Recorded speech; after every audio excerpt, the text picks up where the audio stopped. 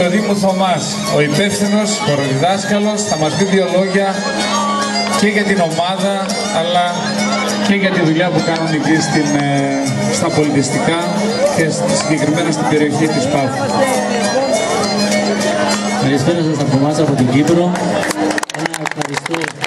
Ευχαριστούμε για την πρόσκληση στους διοργανωτές, τον Γιάννη Αλεξίου και την παρέα του, σε όλους εσάς που είσαστε όλοι εδώ μαζί μας απόψε.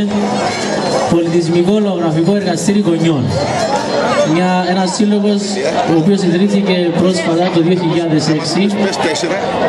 Στόχος και σκοπός είναι η διάδοση της παράδοσης μας στη νεολαία της Κύπρου. Δεν κάνουμε μόνο κυπριακούς χορούς. Αφιερώνουμε πολύ χρόνο από τις πρώτες μας και τις παραστάσεις μας με χορούς από Θράκη, Ρωμιλία, Πόντο, Μικρά Ασία, Ιόνιο, Αιγαίο, Κρήτη. Τώρα ξεκινήσαμε και Μακεδονία.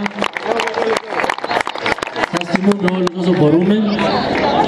Απόψε θα δείξουμε κυπριακούς χορούς.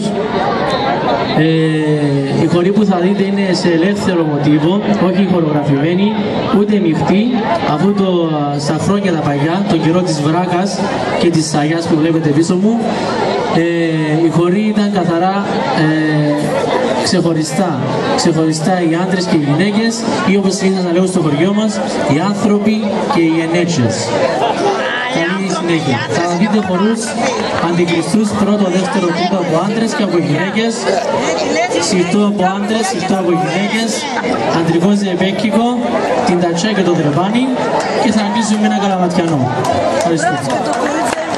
Αυτό το σημείο να ζητήσουμε ένα μεγάλο συγγνώμη πρώτα από εσάς Θωμά και τους χορευτές για τη μουσική κάλυψη. Αυτό ευθυνόμαστε εμείς που δεν υπάρχει ζωντανή κάλυψη. Πιστεύουμε ότι το Σάββατο όμως θα ανταποκριθούμε και θα είμαστε με ζωντανή μουσική. Σας ευχαριστούμε πολύ. Καλή διασκέδαση λοιπόν, να σας απολαύσουμε χορούς από την Κύπρο. Μπράβο.